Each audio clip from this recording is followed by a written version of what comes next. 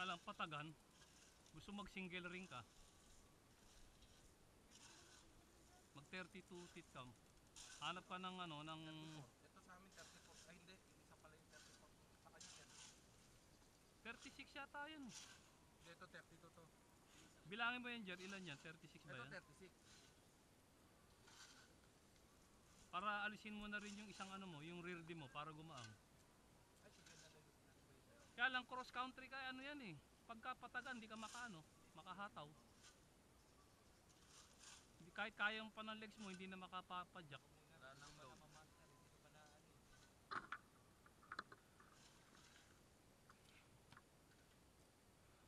Kalimutan ko yata patay.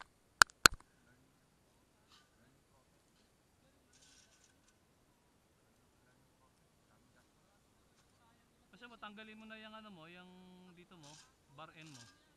Bar end mo, tanggalin mo na rin para ano.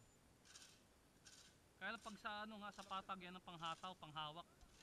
Ako may yung cross country ko may ganyan eh. Kasi yung kamay mo Oh, namamanhid. naghahanap na ng ibang point. Pero pag hinataw mo yan sa akyatan, sa patag, ang sarap. Diyan ka hawak. Igaganon mo lang yan. No? Kasi nakaganyan. Minsan mainit sa palad. Mga manhid. Ganun. Ako minsan hawak ko to. Ganun. Oh, ganyan din ako minsan. Pag Ganyan ako ano, hawak. ganyan lang ako. Nakaganon lang yung kamay ko dito. Pag long ride.